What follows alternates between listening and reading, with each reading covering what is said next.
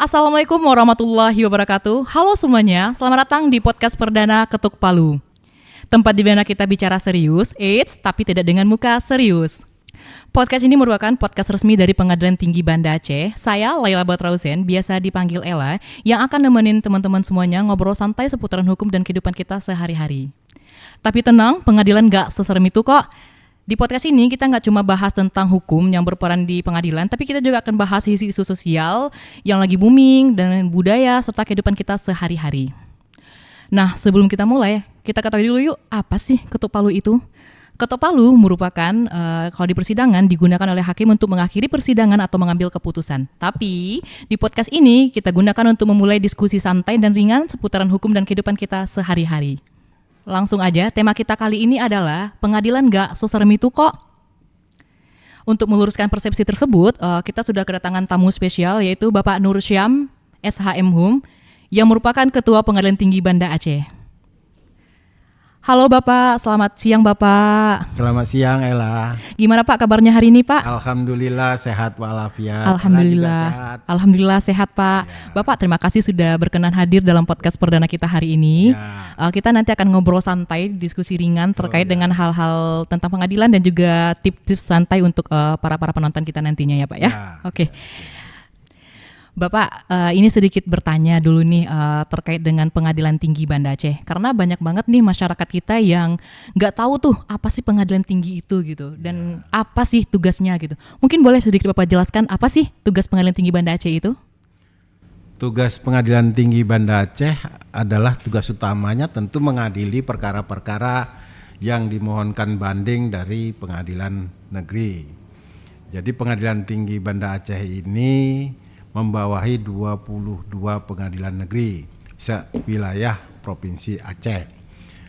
Sementara tugas yang lain adalah Pengadilan Tinggi merupakan forpos Mahkamah Agung, baris depan Mahkamah Agung. Artinya kita berfungsi sebagai melakukan pengawasan dan pembinaan ke seluruh pengadilan negeri di wilayah hukum Pengadilan Tinggi Banda Aceh. Kemudian kan Pak ini sedikit memberikan kepada masyarakat nih. Kadang ada masih salah nih kadang Pak. Kadang dia tujuannya tuh ke pengadilan negeri, tapi datangnya ke pengadilan tinggi gitu. Sebenarnya apa sih perbedaan yang paling mencolok antara pengadilan negeri dengan pengadilan tinggi nih Pak? Perbedaan yang paling mencolok di pengadilan tinggi tidak ada persidangan ya. Jadi kami di pengadilan tinggi ini hanya memeriksa berkas yang diajukan banding oleh pengadilan negeri terhadap perkara-perkara yang disidangkan di pengadilan negeri, apakah perkara pidana, perdata, tipikor, anak maupun perkara PHI, itu yang para pihak ada keberatan ngajukan banding ke pengadilan tinggi. Jadi perbedaan prinsip kita walaupun sama-sama judek fakti, kita juga hanya memeriksa berkas untuk memutus itu. Beda dengan pengadilan negeri yang harus melakukan persidangan secara langsung dan hadir kedua belah pihak, kecuali terhadap perkara-perkara yang menggunakan aplikasi berbasis IT seperti e-court dan sebagainya. Oke Pak, jadi nanti kalau podcast ini tayang semoga nanti masyarakat yang nonton semakin paham lagi dan gak salah datang lagi nih. Kadang kemarin datangnya ke pengadilan tinggi, ternyata tujuannya ke pengadilan negeri. Kemudian kan Pak ngomong-ngomong soal pengadilan, banyak banget nih masyarakat kita tuh yang kayak masih takut nih berurusan dengan pengadilan. Kayak dengar nama pengadilan tuh kayak serem banget sih gitu. Sebenarnya enggak ya Pak ya? Insya Allah pengadilan sudah banyak berubah. Jadi juga kita mengharapkan podcast ini juga bisa menjadi pembelajaran bagi masyarakat secara menyeluruh bahwasanya pengadilan itu sekarang sudah terbuka. Pengadilan sudah memberikan pelayanan yang optimal, pelayanan yang baik dan berbasis teknologi informasi pada umumnya. Kemudian pengadilan juga tidak sebagaimana yang digambarkan masyarakat. Di sini sudah bebas, kita jamin bebas dari pungutan-pungutan yang tidak seharusnya, yang tidak sesuai dengan ketentuan. Kemudian kita juga diwajibkan memberikan pelayanan yang prima kepada masyarakat. Nah, benar banget Pak. Nah, kemudian kita juga informasikan juga kepada masyarakat nih di podcast ini, pengadilan itu sebenarnya sudah terbuka dan sudah digital ya kan Pak. Semua layanan kita tuh sudah mempunyai inovasi digital. Mungkin boleh sedikit Bapak jelaskan di pengadilan tinggi ini layanannya apa sih gitu Pak? Pelayanan di pengadilan tinggi yang berbasis digital khususnya kepada masyarakat secara luas yang berurusan dengan pengadilan tinggi yang merupakan bagian kewenangan dari pengadilan tinggi, seperti misalnya advokat yang akan memohon sumpah. Jadi itu kewenangan dari pengadilan tinggi, dapat menempuh, kita punya aplikasi Sipokat.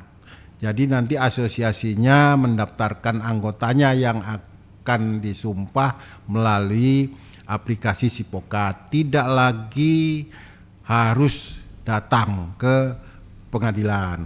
Kalaupun toh datang, tidak akan bisa ketemu kepada pejabat pengadilan dan dilayani di PTSP. Kemudian diajari, kemudian diarahkan untuk mengisi aplikasi Sipokat.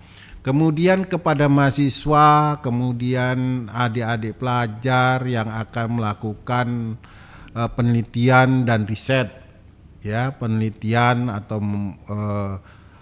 kemudian PKL di pengadilan, tidak usah langsung datang, tapi memohonnya melalui aplikasi Sirisma. Kita punya aplikasi Sirisma. Jadi mengisi aplikasi Sirisma nama-nama pemohon, kemudian nanti menunggu penelitian dari kita. Kemudian apabila disetujui langsung datang melakukan riset. Jadi tidak berinteraksi langsung ketika mengajukan permohonan. Baik permohonan dari advokat tadi maupun dari masyarakat dan peneliti melalui Sirisma itu tidak dikenakan biaya. Berarti gratis ya kan Pak ya?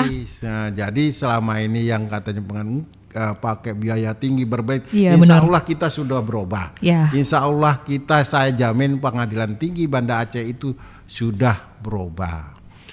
Kemudian banyak juga kita aplikasi yang bisa dimanfaatkan oleh masyarakat luas. Contohnya aplikasi Siwas. Apabila ada masyarakat yang merasa diperlakukan tidak baik oleh warga pengadilan, siapa saja, apakah hakim, apakah panitera, pengganti, apakah oleh staf yang berperilaku tidak baik kepada masyarakat, laporkan kepada Siwas. Nah, jadi tidak akan dikenain biaya dan setiap laporan sekecil apapun pasti akan kita tanggapi. Benar. Jadi pengadilan itu sekarang inovasinya sudah banyak digitalnya ya Pak ya, dan sudah mempermudah masyarakat semuanya serta tidak dipungut biaya apapun ya Pak ya. Jadi jangan takut lagi ke pengadilan, apalagi terkait dengan nanti di pengadilan itu kita kena mahal gitu kan, atau segala macam, atau takut melakukan persidangan segala macam. Enggak lagi ya Pak ya. Sekarang kita sudah serba terbuka, transparan dan digital. Sehingga masyarakat sudah lebih mudah lagi untuk mengakses layanan kita ya Pak ya. Nah, sebagai Ketua Pengadilan Tinggi nih Pak, Bapak tentu memastikan setiap SDM itu bekerja profesional dan humanis. Gimana sih caranya Bapak melakukan itu? Kita selaku Ketua Pengadilan dari Pengadilan Tinggi Banda Aceh, saya tentu yang pertama harus melakukan perbuatan yang baik dulu. Iya, benar. Saya sebagai role model harus bisa menjadi contoh bagi bawahan saya. Saya tidak mungkin mengajak untuk rajin kalau saya tidak rajin, sering bolos, itu tidak mungkin. Pertama kita tunjukkan dulu kita ini baik dan bisa menjadi percontohan.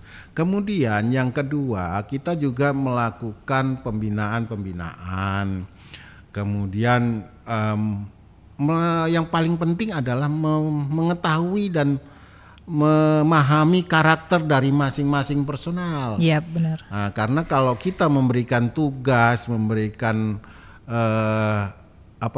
suatu pekerjaan kepada seseorang yang tidak memahami, tentu kerjaan itu akan mubazir dan tidak menghasilkan yang maksimal. Karena itu pimpinan juga harus memahami setiap personal itu keadaannya, keilmuannya, integritasnya dan etikanya atau moralnya. Jadi kita juga selaku ketua juga harus memahami itu. Kemudian di samping itu melakukan reward dan punishment terhadap pegawai-pegawai yang berperilaku baik, bekerja baik, kemudian berhubungan kepada lingkungannya baik, kemudian absensinya baik.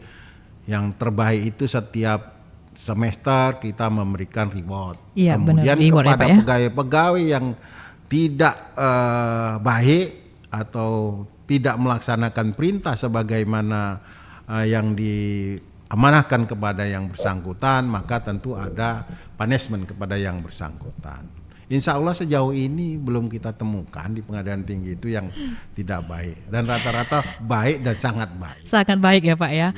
Nah gini Pak, ada stereotip dari masyarakat kita nih mengatakan bahwa hakim tuh serius banget jadi orang gitu kan. Kadang ketemu hakim tuh takut atau segan gitu. Ada nggak sih Pak sisi lain dari hakim tuh yang mungkin masyarakat nggak ketahui nih Pak?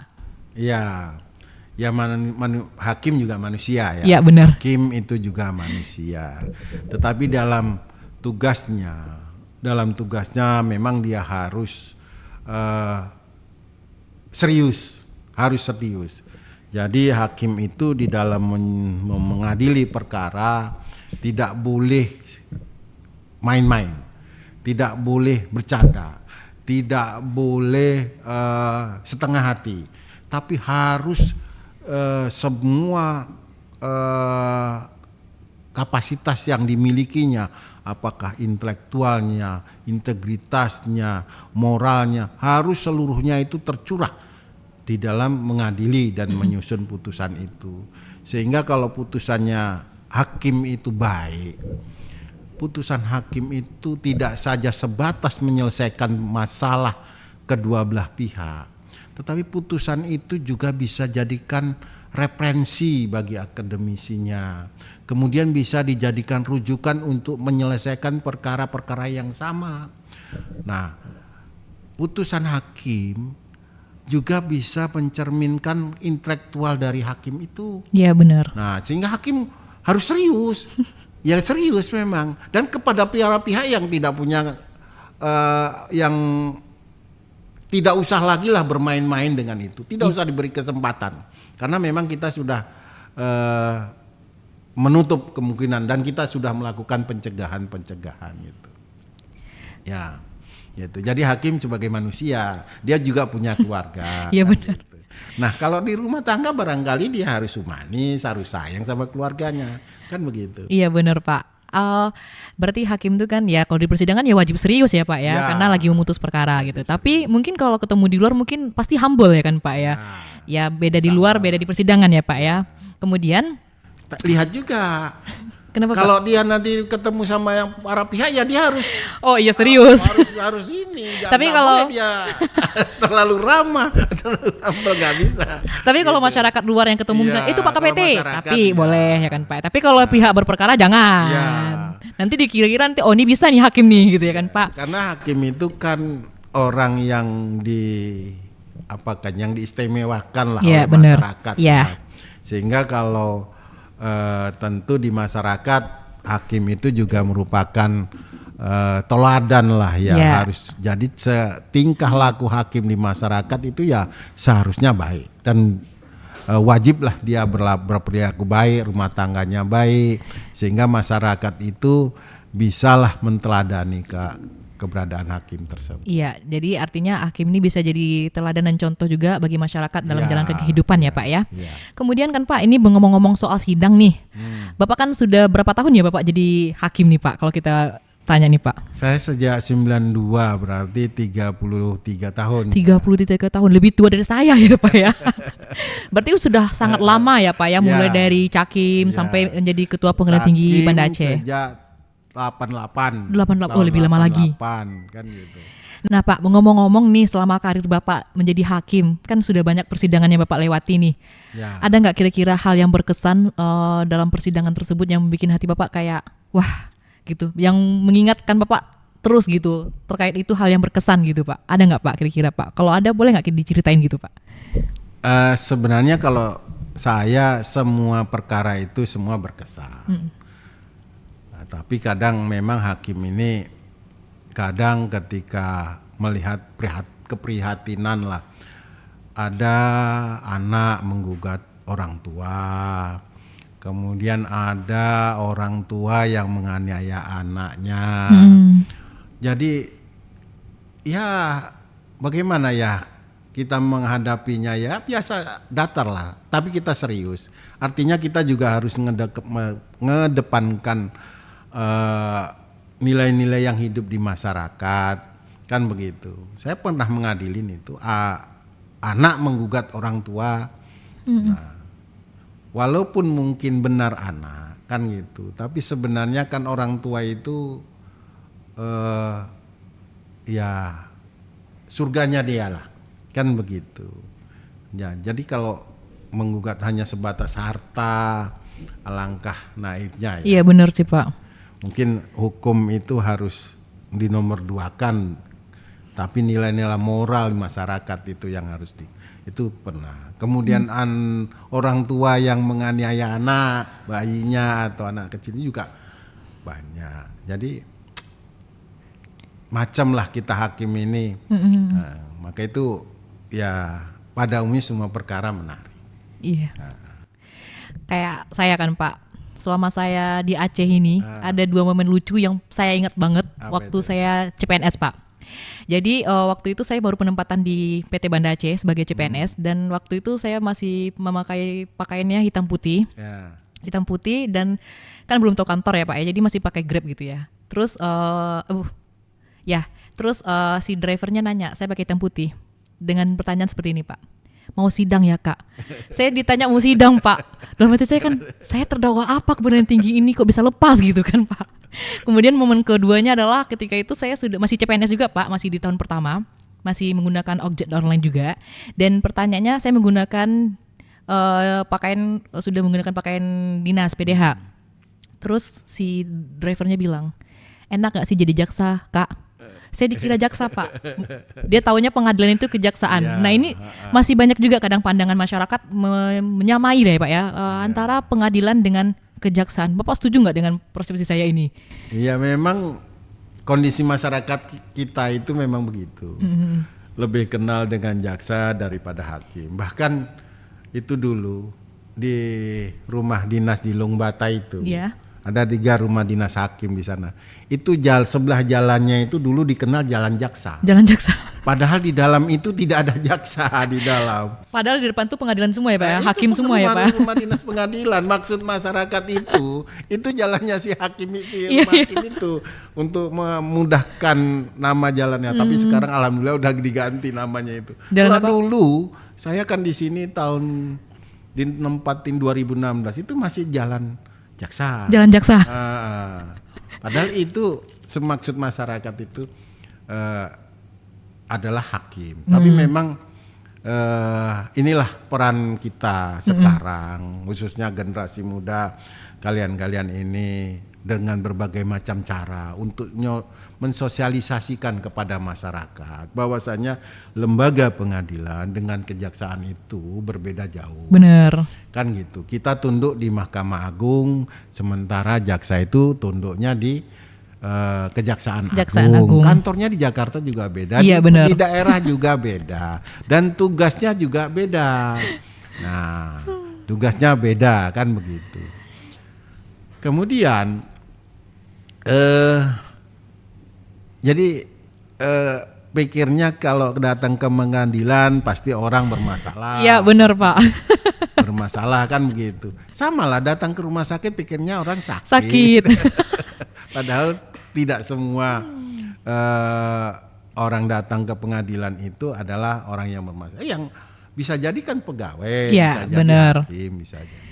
Kadang benar-benar Pak, mungkin waktu itu mungkin saya menggunakan hitam putih juga ya Pak ya. Mungkin dalam stereotip masyarakat tuh hitam putih itu ke kantor pengadilan tuh orang yang lagi sidang nih gitu, terdakwa ya kan Pak. Karena di sinetron-sinetron kan rata-rata kan tersangkanya kalau di sidang kan pakai hitam putih gitu Pak. Jadi makanya ditanya, mau sidang ya Kak? Saya cuma bilang, enggak Pak, saya bilang. Yang jadi jaksa juga gitu. Padahal dari pakaian pun sudah berbeda ya kan Pak loh. Ya dari segi tugas pasti juga berbeda. Mungkin masyarakat luar tidak tahu nih tugas pengadilan itu apa dan kejaksaan itu apa. Yang mereka tahu itu tuh orang kejaksaan semua lah gitu ya kan Pak. Jadi inilah fungsinya podcast ini. Iya benar, kita Sebagai memberitahukan. bentuk sosialisasi kepada masyarakat bahwasanya lembaga pengadilan dengan lembaga kejaksaan juga beda. Iya. Dan pengadilan sekarang sudah jauh berbeda dengan yang di-mindsetkan oleh masyarakat. Pengadilan itu berbelit-belit, pengadilan itu sulit dihubungi, pengadilan itu semua pakai uang. Sekarang sudah berubah. Sehingga bolehlah sekali waktu masyarakat kalaupun tidak ada masalah berkunjung melihat-lihat. Ini kantor ini dibiayai oleh pajak kan, Iya, uang benar. masyarakat juga di semua kita digaji oleh masyarakat. Sehingga sebenarnya kita sudah berubah. Kalau dulu mungkin pejabat datang minta dilayani. Iya Sekarang benar kita Pak. harus Melayani masyarakat ya Pak ya. Sehingga masyarakat kalau datang ke pengadilan tidak dilayani dengan baik, laporkan. Ya bisa melapor sekarang ya Pak ya. Ya, kita harus berkewajiban melayani dengan baik semua masyarakat. Kemudian kan Pak, ini terkait Bapak sebagai hakim nih, pernah nggak ya Bapak di luaran sana, misalnya lagi ngopi atau lagi di rumah makan atau di mana gitu, ketemu seseorang, pertamanya santai nih sama Bapak, tapi pas nanya, Bapak kerja di mana Pak? Pengadilan sebagai apa Pak? Ketua Pengadilan Tinggi Banda Aceh, langsung segan, ada nggak sih gitu Pak? Pernah nggak jadi nggak sih Pak? Tapi ada ya pernah saja. Tapi saya pernah ini kejadian di Singkil ya. Iya. Jadi waktu itu saya masih naik sepeda motor.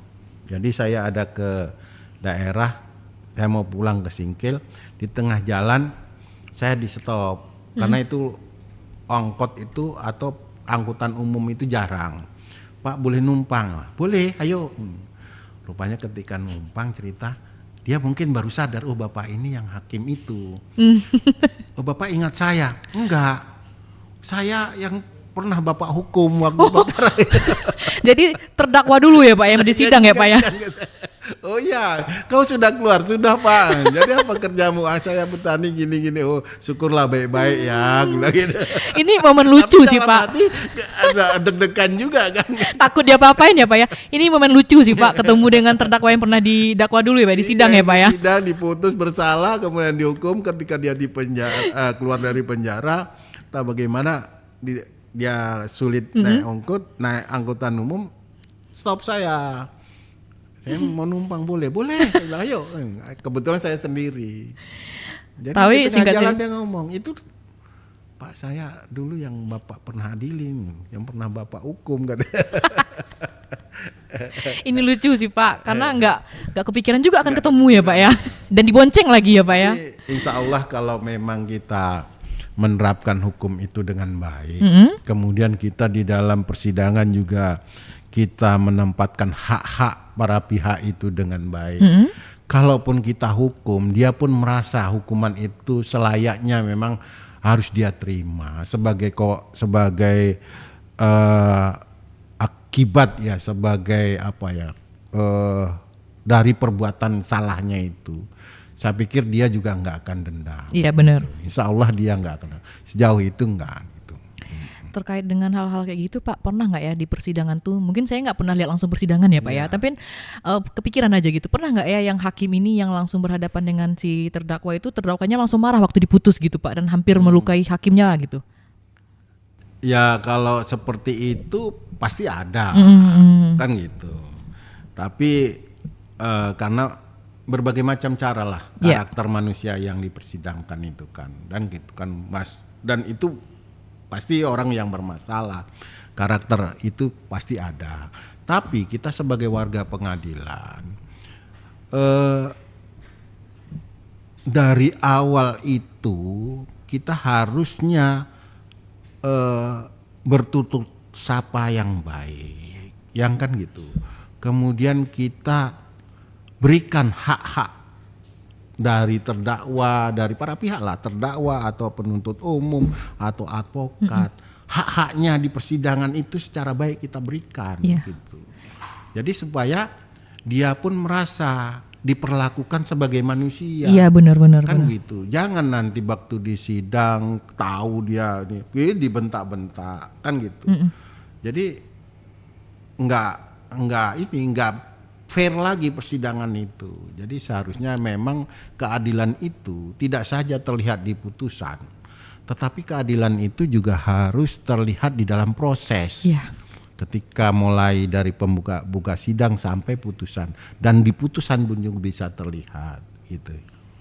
Jadi gimana cara kita bersidang itu nanti akan menimbulkan di hati si terdakwanya sendiri ya Pak ya. Oh hakimnya baik, oke, dia legowo gitu Pak. Tapi kalau hakimnya arogan, jadi dendam sendiri di terdakwanya Pak ya. Dendam pasti. Iya benar Pak. Kita masuk lanjut pertanyaan lagi. Ini terkait dengan sosial media. Ini akhir-akhir ini kan Pak, banyak banget nih masyarakat kita nih yang kadang masih belum bijak dalam menggunakan sosial medianya. Kadang ada ikutan tren viral, challenge viral, atau meme-meme lucu, tapi tanpa pertimbangan nih, apakah ini nantinya berdampak nggak untuk mereka sendiri dalam hukuman gitu kan? Kan bisa dirubah, bukan dirubah sih, bisa dijadikan seseorang itu bisa dijadikan dasar untuk melaporkan seseorang terkait dengan hal tersebut. Mungkin boleh nggak dikasih mungkin Pak tips-tips agar masyarakat kita atau anak muda zaman sekarang nih lebih paham hukum dan lebih bijak lagi nih bersosial media gitu. Iya, tentu harus kaum muda ya, khususnya yang bermain sekarang rata-rata semua sudah bersosial media. Iya. Juga harus punya moral yang baik. Benar. Harus punya moral yang baik, jangan latah orang share gambar apa langsung dia ikut aja, kan begitu. Tapi juga harus bisa menseleksi mana yang patut, mana yang layak bagi masyarakat, kan begitu. Jadi kita harapkan harus masyarakat khususnya kaum muda ini harus bisa selektif lah. Benar. Di dalam bersosial media. Sosial media itu gunakanlah untuk kepentingan-kepentingan yang bisa menunjang karirnya, menunjang pendidikannya, menunjang mungkin pekerjaannya gitu. Sehingga tidak merusak ya. Merusak dirinya, merusak lingkungannya, kan gitu. Apalagi dengan berita-berita yang hoax, yang enggak menentu, kan. Iya, gitu. benar. Jadi harus bisa melakukan seleksi yang baik. Oke, jadi intinya adalah bijaklah bersosial media ya Pak ya, jangan ikutin tren-tren yang kayak, ini lagi ngetren nih, share gitu kan, tapi nggak pertimbangan nih apa dampak hukumnya nanti di belakangnya ya Pak ya. Oke, kemudian kita akan menjawab beberapa pertanyaan Pak dari beberapa teman-teman di IG, Instagram. Ini ada pertanyaan yang pertama. Apakah Pengadilan Tinggi menerima peserta magang yang berasal dari mahasiswa? Apakah Pengadilan Tinggi itu welcome gitu Pak? Sejauh ini kita welcome. Cuman ada keterbatasan. Sehingga permohonan itu tidak otomatis harus seketika dikabulkan. Karena bisa jadi masih ada magang yang lain belum selesai. Kan magang ini kan harus bukan untuk orang bermain-main di pengadilan, di kantor kita, tetapi orang yang mau belajar, sehingga harus juga di tempat ada meja, ada kursi. Karena itu kita ada keterbatasan personilnya. Nah, silahkan kepada mahasiswa, adik-adik yang SLTA pada umumnya kelas 3, apakah mau riset, apakah mau magang, ajukan permohonan melalui aplikasi Sirisma. Insya Allah nanti diseleksi, kalau memang kita tidak ada yang ada tempat, insya Allah kami terima. Dan kita welcome. Baik, semoga pertanyaan tadi terjawab ya bagi yang bertanya. Kemudian pertanyaan kedua nih Pak, dari salah satu pengikut di Instagram juga, katanya alasan apa PNS bisa atau tidaknya mutasi ke luar daerah? PNS ya mutasi bisa seluruh Indonesia. Pegawai negeri sipil kan sudah membuat satu komitmen bersedia ditempatkan di seluruh Indonesia. Benar. Nah, bisa saja ke seluruh Indonesia, kalau jangankan ke luar daerah, ke Papua pun bisa. Ke Papua juga bisa, kan gitu. Nah, pada umumnya kan kita semualah menginginkan tugas di kampung halamannya. Iya, benar. Kalau di kampung halaman kan tentu biaya transportasi segala macam nggak keluar, lebih hemat kan begitu. Tetapi ada mekanisme yang harus ditempuhnya. Tentu kinerjanya dia baik, itu Ya, dulu. benar. Kinerjanya dia baik dan waktu bertugas itu sudah memenuhi syarat minimal 4 tahun. Kecuali di daerah-daerah terpencil. Misalnya yang kalau di Aceh ini Sinabang, Singkil, barangkali 2 tahun 3 tahun sudah bisa pindah, Oh iya, Pak. ajukan permohonan gitu. Itu diistimewakan. Karena di daerah pelosok ya Pak, terpencil. terpencil ya Pak ya. Berarti tadi semoga terjawab ya bagi yang bertanya Ya. bahwa syaratnya adalah minimal 4 tahun kerja dulu dan bisa mutasi kemana saja. Kinerjanya baik. Kinerja baik. Kalau Berarti sering pun bolos, kinerja nggak baik, nggak akan dikasih. Ini. pimpinannya nggak akan ngasih ya Pak ya. Iya. Oke Pak, ini terakhir Pak, mungkin sedikit pertanyaan lagi ke Bapaknya. Kan Bapak mungkin sudah 2 kali ya Pak bertugas di Aceh berarti ya Pak ya? kok Berapa udah kali Pak? banyak kali, Udah 5 banyak kali. kali ya Pak ya? Pertama di Singkil 92 Ya, sampai 97. Habis itu di Banda Aceh 99 sampai 2002. Bertugas WKPN Banda Aceh di 2016. Udah 3 kali kan? 3 kali Nah, habis itu WKPT di Banda Aceh lagi. 2022 di Banda Aceh. Habis itu KPT tahun 2025 kan gitu. Sampai Jadi sekarang di ya Aceh Pak? Sudah 5 kali. Sudah 5 kali nih Lebih Pak ya. 10 tahun Lebih saya. 10 tahun. Nah, kira-kira nih Pak, apa sih yang bikin Bapak berkesan di Aceh nih gitu? Yang pasti masyarakatnya. Masyarakatnya? Masyarakatnya itu ramah. Ramah, ya benar, baik, setuju sih, Pak. Kan begitu. Saya ketika konflik 99-2002 itu di Banda Aceh, saya justru dijaga oleh masyarakat. Saya nggak ada masalah. Oh iya? Saya nggak ada masalah. Karena memang hubungan saya itu baik dengan semua ya. Nah kan gitu. Kemudian makanannya tentu pasti ya Enak ya, Pak, dan ya? Nggak buat kantong robek kan gitu. Artinya meriah muntah ya Pak ya? Tapi setuju sih Pak, menurut saya juga Aceh ini masyarakatnya humble, kemudian juga untuk makannya itu enak-enak. Mungkin awal-awal mungkin agak sedikit merasa, kok aneh gitu kan Pak. Tapi lama-lama kok jadi candu gitu ya kan Pak. Terus yang ketiga, tentu sekarang itu betul aman sentosa di Aceh. Iya benar sih Pak. Kita mau jalan mana pulang ke Medan, mau jam berapa saja, di mana saja kita bisa berhenti, bisa ngopi kan begitu. Iya benar. Jadi sudah, tapi ini nggak dipahami juga sama orang. Jadi takut juga tugas di Aceh itu, kan gitu. Banyak yang takut Pak. Tapi pada umumnya ketika sudah tugas di Aceh, mana nggak mau keluar dari Aceh. Iya. Apalagi seperti Sheila, kalau udah dapat jodoh nanti orang Aceh, udah nggak mau keluar ke Aceh lagi. Jadi warga Aceh ya Pak ya. Tapi enggak lah Pak, pasti akan keluar juga Pak. Tapi satu lagi Pak, yang menurut saya Aceh ini yang paling berkesan adalah wisatanya Pak. Wisatanya bagus-bagus sih Pak, semua yang menurut saya. Kemana aja kita pergi, kayaknya semua wisatanya oke semua sih Pak menurut saya Pak. Boleh. Iya kan Pak ya. Kemudian terakhir nih Pak, apa pesan Bapak untuk masyarakat Aceh ini biar nggak takut lagi nih, bukan masyarakat Aceh aja sih, semua penonton yang menonton podcast ini biar nggak takut lagi nih ke pengadilan, bahwa pengadilan itu nggak seserem yang dipikirin gitu ya Pak ya. Iya.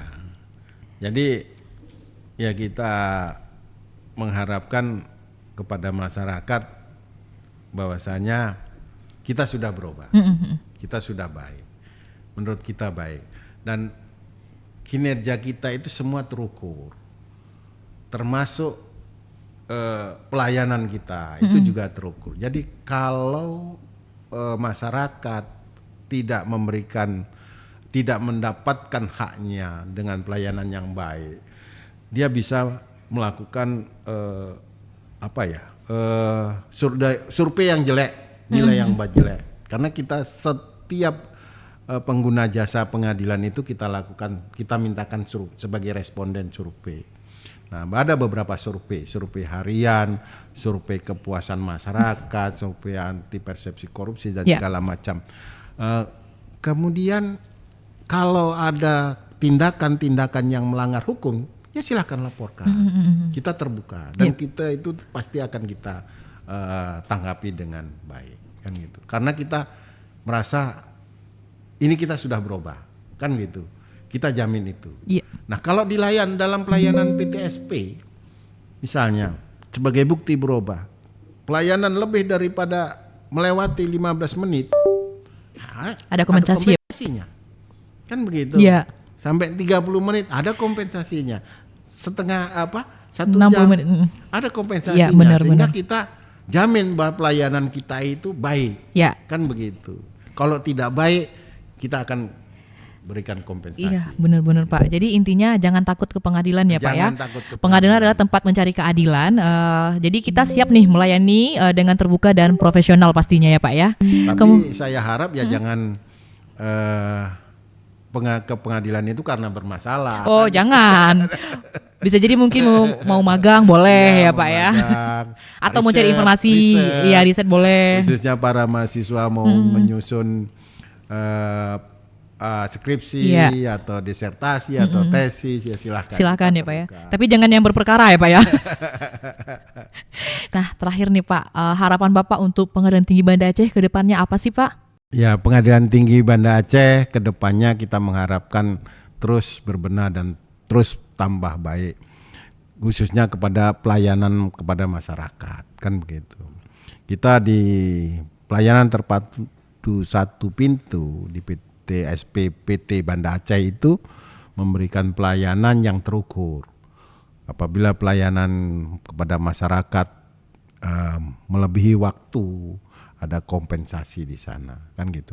Kita mengharapkan Pengadilan Tinggi Banda Aceh ke depan, sekarang lagi kita berjuang ampuh dalam meraih nilai unggul maupun WBK. Insya Allah kita meraih itu, dan kita harus ke depan harus tetap bisa mempertahankan dan meningkatkan terus, sehingga pada akhirnya kita PET Banda Aceh akan meraih WBBM gitu.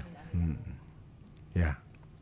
Wah, luar biasa sekali nih Pak podcast kita hari ini. Biasanya saya kalau bahas diskusi hukum tuh kayak di perkuliahan tuh kayak bikin ngantuk. Tapi kalau Bapak yang jelasin kayaknya lebih ringan gitu ya Pak ya. Kayak kita makan mie Aceh porsi kecil gitu Pak. Nah ini penting banget ya Pak podcast ini untuk seluruh masyarakat yang nonton podcast ini. Semoga kedepannya lebih paham lagi tentang masalah hukum dan juga kehidupan sehari-hari. Dan juga jangan takut lagi ke pengadilan, karena pengadilan gak seserem itu kok. Nah terakhir buat Bapak, terima kasih sudah hadir dalam podcast ini. Terima kasih banyak untuk semua ilmunya dan juga semua edukasinya yang bagus banget, yang penting untuk kita pelajari semua. Dan juga sejarah-sejarah kisah-kisah Bapak sebagai jadi hakim gitu ya Pak ya. Semoga nanti ada lagi podcast kita ke depannya, kalau bintang tamunya Bapak lagi dengan pertanyaan yang berbeda lagi. Buat teman-teman yang nonton podcast ini, silakan nantinya kasih tema apa lagi nih yang akan kita bahas di episode berikutnya. Dan teman-teman semuanya juga boleh nih, warga pengadilan di wilayah hukum Aceh, boleh nih kasih rekom siapa nih hakim yang kira-kira, atau siapa nih yang akan dikasih masukan namanya untuk kita undang di podcast kita nanti ya Pak ya. Buat teman-teman semuanya, terima kasih banyak yang sudah menonton podcast ini. Jangan lupa subscribe YouTube Pengadilan Tinggi Banda Aceh, follow IG-nya PT Banda Aceh, dan akan ada info-info lainnya nantinya kita infokan di sana. Dan buat teman-teman juga, mohon di kolom komentar ditanyai pertanyaan-pertanyaan, nantinya akan kita bahas di diskusi selanjutnya. Terima kasih untuk partisipasinya. Sampai jumpa di lain waktu. Terima kasih banyak Bapak. Assalamualaikum warahmatullahi wabarakatuh.